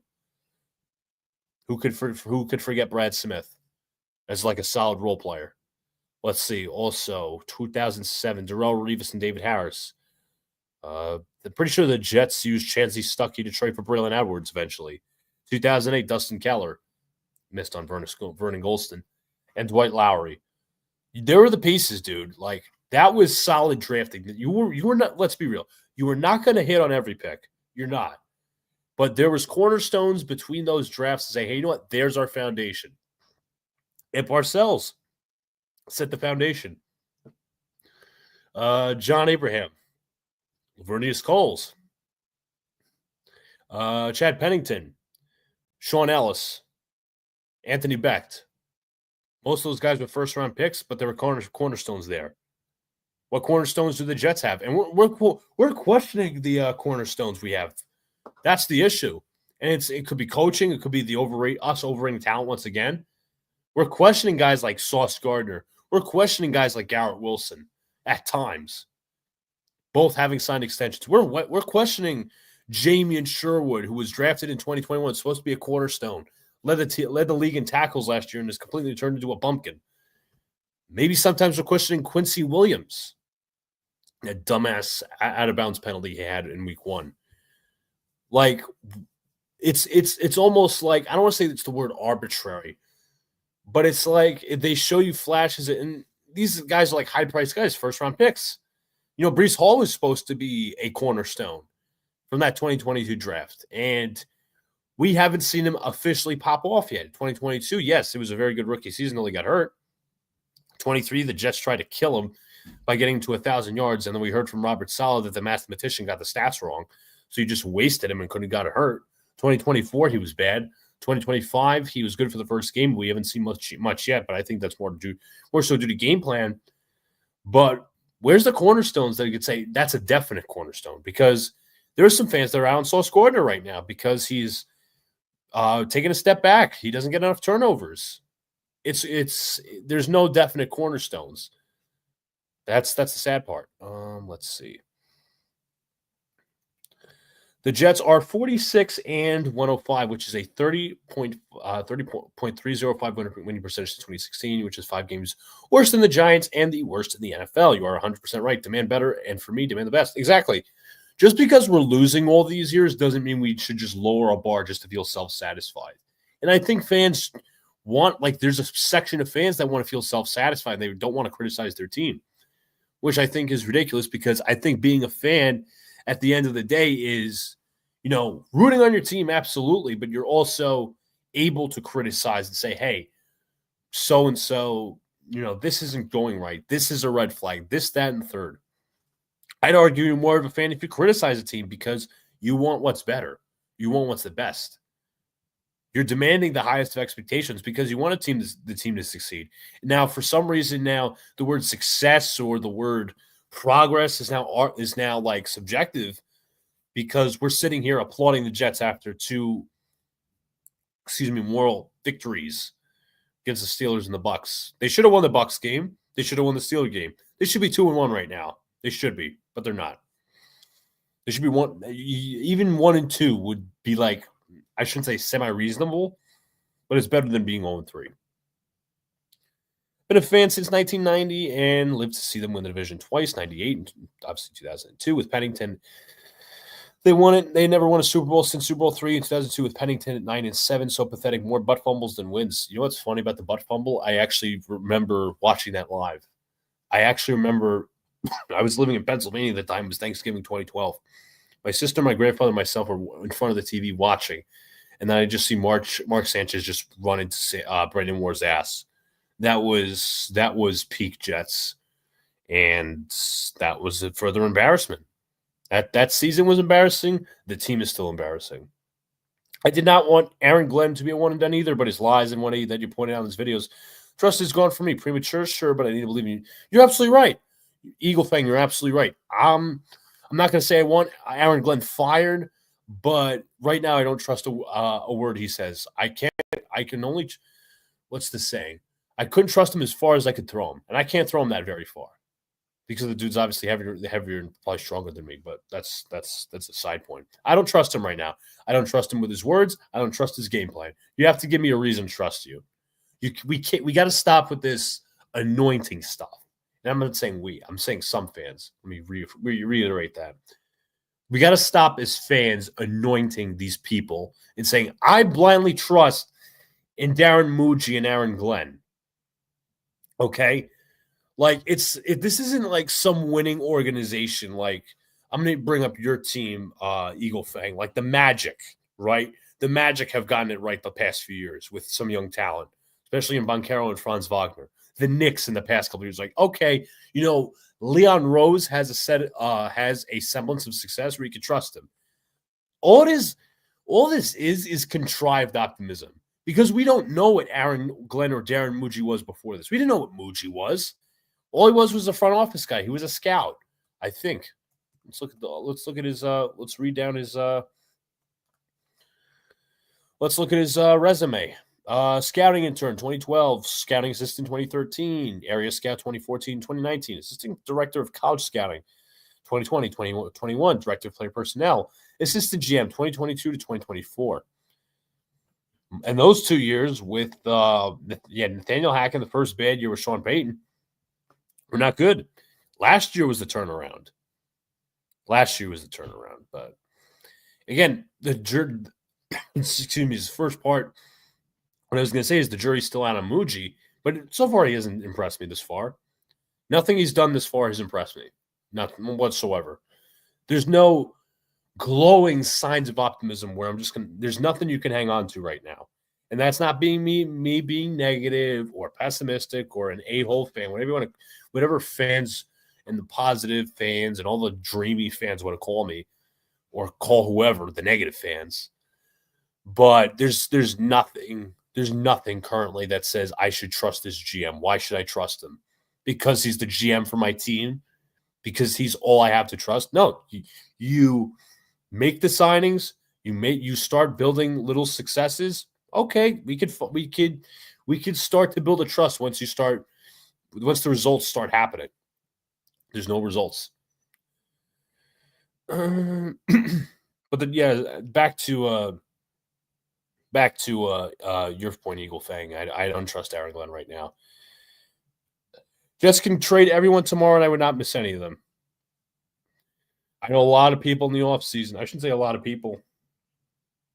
For some people, they're like, trade Garrett Wilson, trade Quinn Williams, trade Sauce Gardner. And people, a lot of thought that was strange because, like, they would say, why trade your cornerstones? But there's a reason behind that. And I'm not justifying trading those pieces, but I'm not also not justifying it. That I think there's a reason for both. But considering that the Jets, don't have a quarterback, you want to You want to build through the draft with as much draft assets as possible. That's not an unreasonable take. And once again, the way the Jets are going to be this year, they're likely going to be sellers at the deadline. But the real question is, who wants what from the Jets? Do they want Breece Hall? Do they want Alan Lazard? Do they want, I don't know, Josh Reynolds? Do they want, like, there are players who are one-year contracts, but, like, who's the real attractive asset that you're going to say, okay, if the Jets trade said player at the deadline, the Jets will get a decent return, like a second or a third. There's none of that. And I'm not saying that the Jets, or I should say, I'm not saying that Muji and Glenn took over a great situation. They didn't. There's a reason the Jets have been missing the playoffs the past 14 years. And this is the excuse I get from fans. Oh, well, they took over a crap situation. Well, we talk about the turnarounds, right, Eagle Fang? All these years, we mentioned the 1-year turnarounds. Those guys took over crap situations. There's a reason that they're hired, that they took over crap situations. They were told to turn their ships around. Well, they turned their ships around. We got to stop. We got to stop with the excuses. I should say those fans. Let's see. They should honestly do if they start 0-4 like the Texans when they traded Watson away. Fair point. I don't think I honestly don't think the Jets would trade. I don't think the Jets have the stones to trade Sauce Gardner or Garrett Wilson or whoever, because who's taking those contracts? Quentin Williams is still on a hefty contract. Who's taking him? But it's the tank mindset. I guess that's a part of a tank mindset, which I know fans are like always debate. Like there's a section of fans who want to tank. There's a section of fans who want to be competitive. But it's almost like there's no happy medium. And obviously you don't want to be in that middle. You don't want to be in the middle where you win like 5 games. You still have questions about the head coach. And you're out of the top 5 and middle of the top 10, like 6, 7, 8, or 9. And you don't have the chance to trade up for a quarterback. You could trade up for a quarterback. You're just going to burn more assets. Or you're not going to get the top quarterback, or you can't trade back because the team or said teams don't want to trade up. It's not a scenario you want to be in. So I understand the tank mindset where you could either trade back for a massive haul or draft your next quarterback, or the mindset of my mindset, which is holding the team to a higher standard, say, hey, let's win. Teams should be winning 7 games this year. There's plenty of winnable games. They're coaching, which obviously, once again, this team does not have to make the playoffs this year. I am not expecting them to. But at the end of the day, just looking at it, this shouldn't be a year where you win 4 games and just justify it. I'm done with that shit. Let's see. Step bot splitsing. Get as much for all of them in the culture. Rebuild the culture preached about. Could have done in the offseason if you want to be realistic. If you wanted to trade them, because I think that was the right time to trade them. If you wanted to trade them, I think they should be 1 and 2. The Bucs kept them in the game. Absolutely, you're absolutely right, Armand. They did keep them in the game. They did, but I don't know. I don't know why they're 0-3 at this moment. I shouldn't say I don't know why they're 0-3 at this moment. We know why they're 0-3. They should have won the Steelers game. You're absolutely right. They had multiple opportunities. And it's not like the Steelers, like they play well offensively, but they choke defensively. The Steelers got beat like a drum defensively. And you saw it the next week. The Seahawks just diced and sliced the Steelers secondary. Darius Slay, all these different guys. Sam Darnold just put a fork in their secondary. Sliced and diced them up like a good steak. I was shopping on Black Friday for video games. My pops told me what happened when I got home and ignored it when I'm to play my games. I won Rex Scott after the 2012 Christmas game he lost. Did the Jets play Christmas in 2012? Maybe I'm wrong. Let's look this up.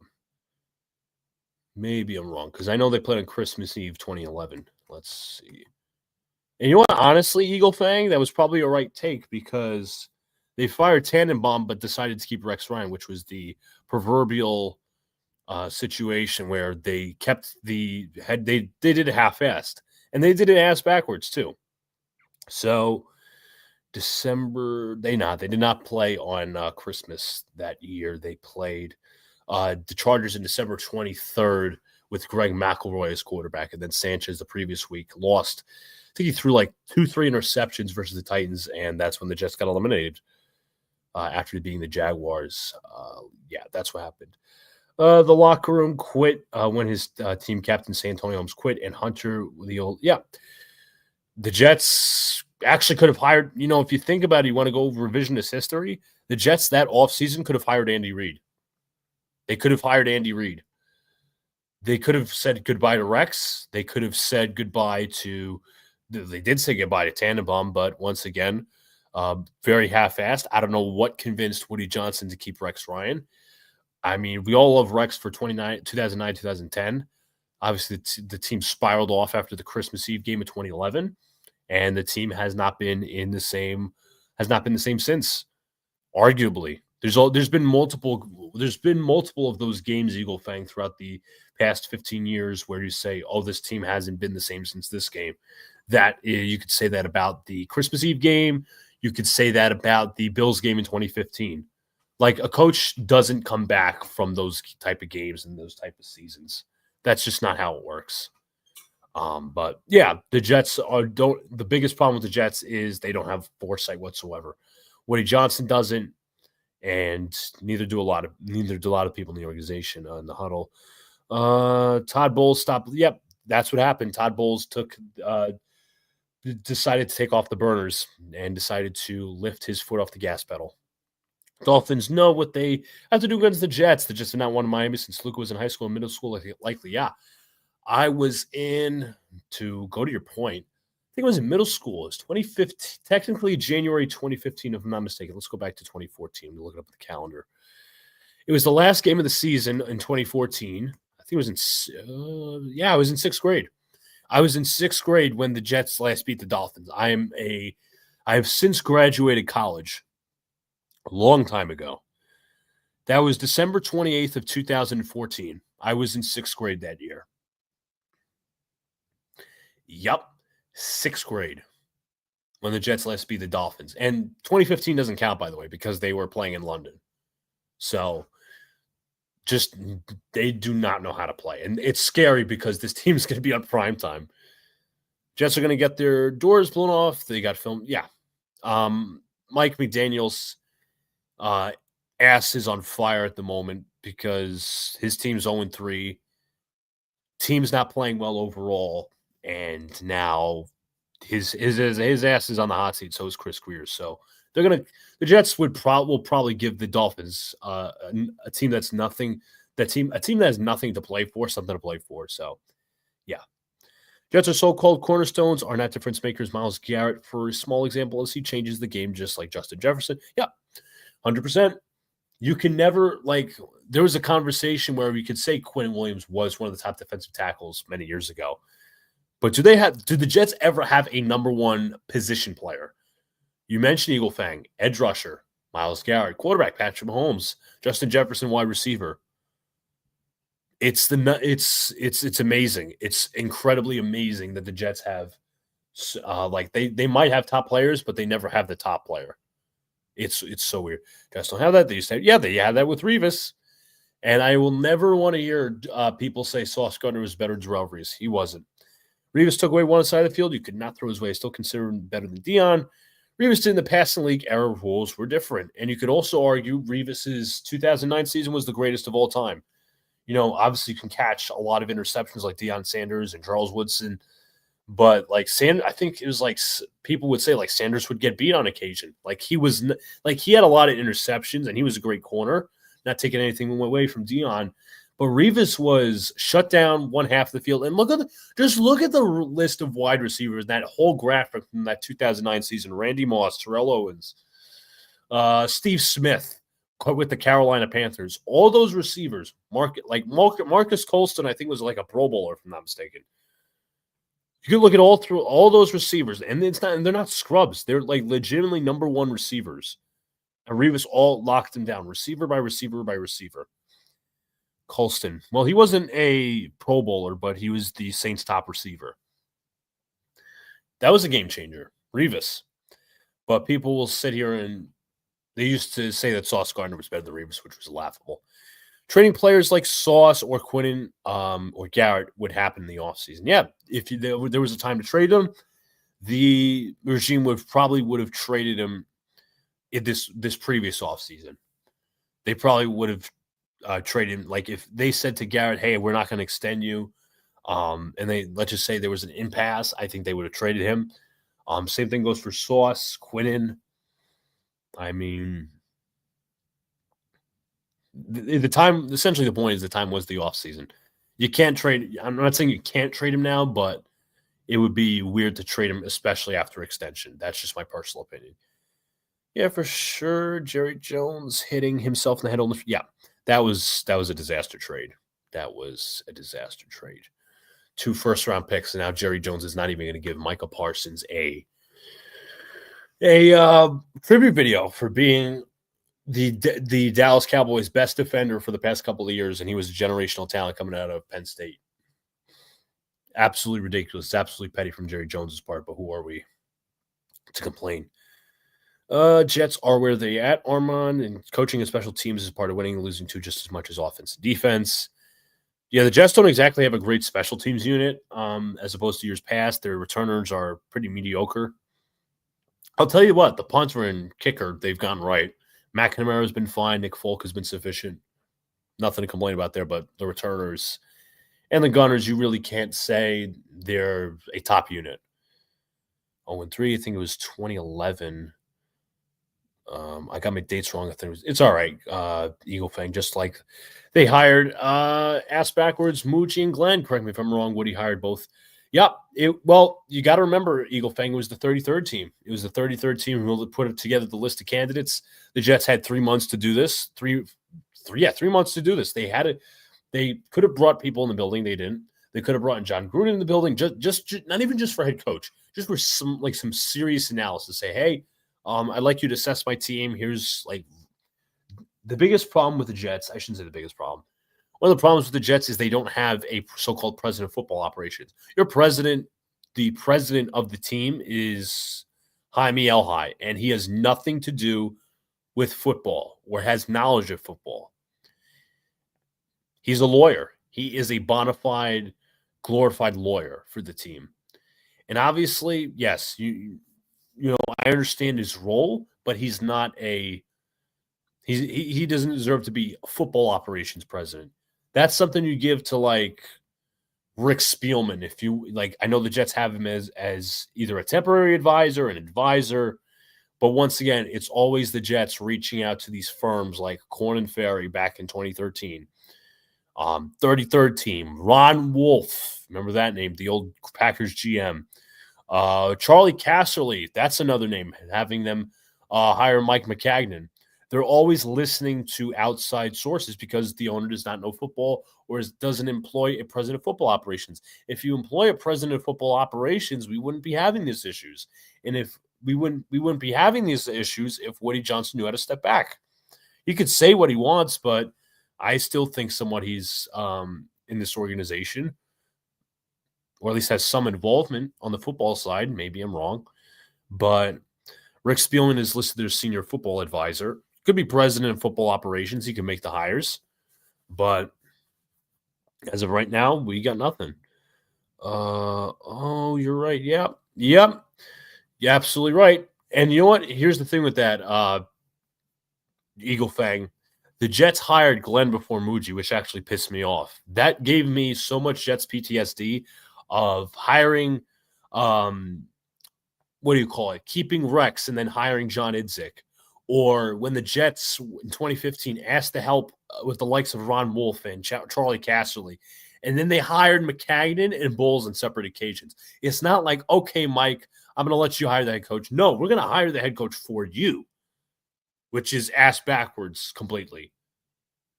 Andy Reid was a free agent. God, yep.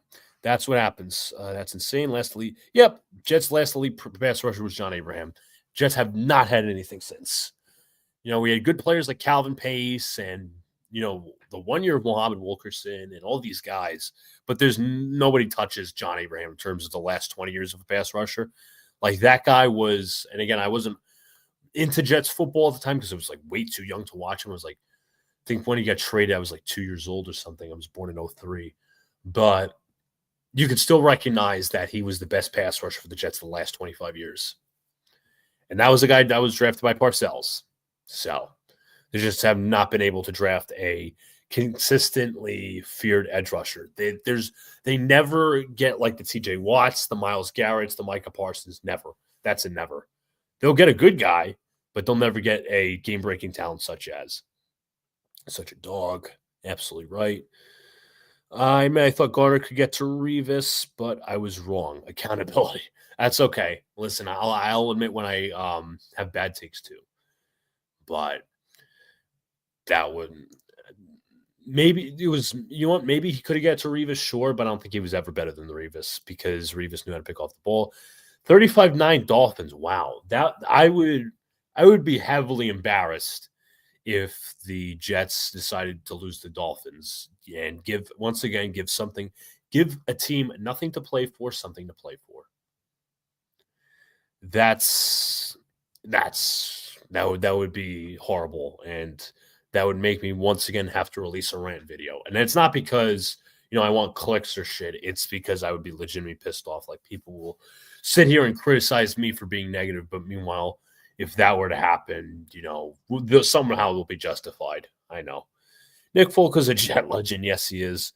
Woody should trust his GM to hire the head coach that he wants to coach the team, but Woody's such a loser. He's far worse than Donald Sterling really is. Well, Donald Sterling was out of the NBA because of racial and, I think, sexual remarks, and Robert Sarver's out for the same reasons, but I could confidently – I don't know how he ranks in terms of sports owners across the NFL or even across the 4 major sports, but he is arguably the worst owner in New York sports.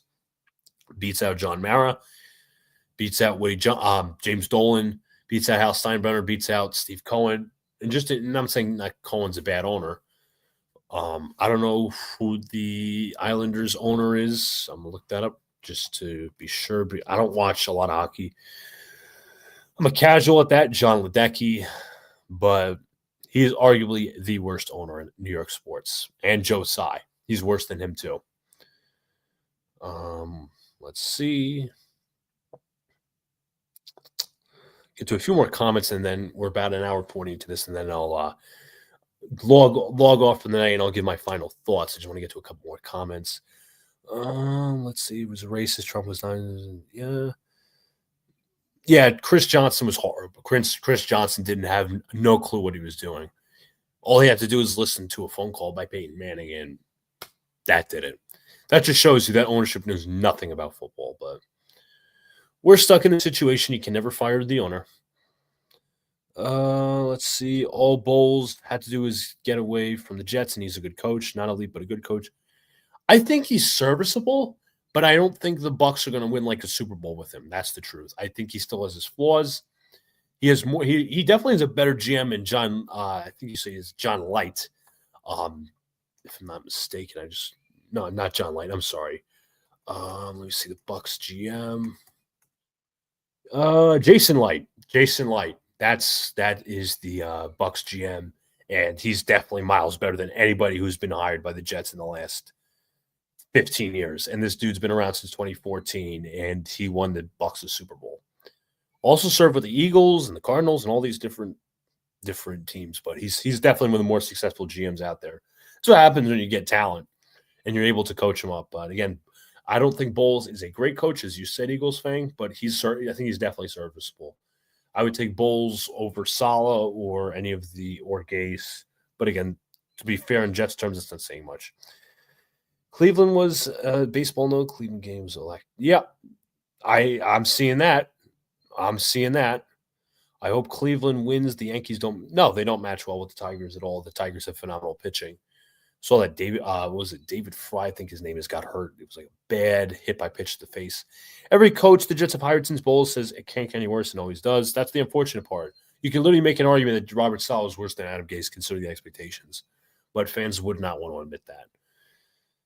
Let's see. Yeah, and I vented enough. Thanks for reading the comments. Stay passionate about winning, man. And you know what? I'll say this. I want to thank all my commenters, whether you came in for a little bit or just chatting with me. This was our first therapy session. Maybe I'll do like Victory Monday sessions or Victory Tuesday sessions based upon what the Jets do. I don't want to have I want to do these therapy sessions because we can all vent out our stuff, vent out our anger and all these different things. But once again, my point is to all of you, my message, time to demand better, demand higher expectations. Not saying this team has to win a Super Bowl or make the playoffs this year, but the level of competent football or the standard for competent football should always be sky high, or at least at a top level. Right now, I think fans are still giving Aaron Boone, he definitely sounds like Aaron Boone, Aaron Glenn the honeymoon phase, which I don't quite understand. But at the same time, people will say it's 3 weeks, which is fair. But at this very moment, it's my same message. Time to demand better. I will continue raving on my Jets points. I will continue being me. I will not, once again, I will not apologize for the Aaron Glenn stuff when it comes to posting on Twitter and all that. I don't think I'll be live for next week's game, Monday Night Football. I'll definitely do some sort of recap. I'll have to check my work schedule and stuff, see when I can get out that recap. But again, we'll see what happens. Don't have a lot of confidence in this team moving forward, but once again, I'm going to keep pumping out the contact, objective analysis. Not an X's and O's guy, but I'm going to give it to you guys straight. I'm not going to gaslight y'all. Once again, as I said in my last video, I'm about good discourse. I want this channel to be about good discourse and reasonable discourse.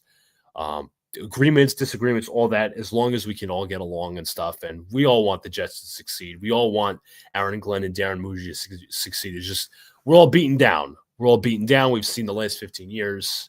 It's been bad, but I appreciate. Let me just say this. If you guys haven't already, hit the like button, subscribe, turn the notification bell so when I go live or drop a new video. Share this out to your Jets fans, friends, and family. It doesn't have to be this live stream. It could be my content just in general. Also comment down below, give me your thoughts, comment in the chats. We'd love to hear you guys more. But definitely, I know I've been getting some comments in the recent videos, but regardless, we ride and die with this team, right? Whether we're angry, whether we're happy, whether we're sad, whatever. This is going to be our team. We don't quit. Jets fans, there's no such thing as a bandwagon Jet fan. But regardless, once again, folks, four words for you. Time to demand better. And it's about time as Jet fans we start doing that and not making excuses. But I appreciate you all coming through tonight. First therapy session here on the Gangrene Chronicles channel. Hope to do more of these sets of live streams with whether it's a Victory Monday or Victory Tuesday or just a therapy session based off the loss. But appreciate y'all, folks. I'll talk to you later.